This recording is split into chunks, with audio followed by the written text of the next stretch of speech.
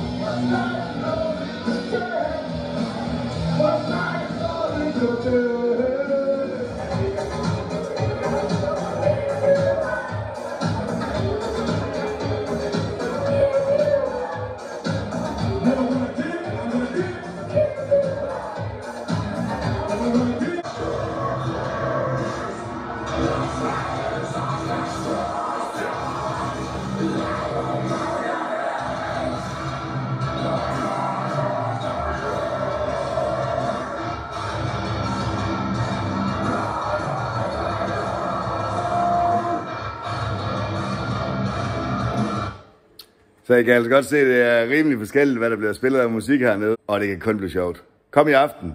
Det bliver pissehyggeligt.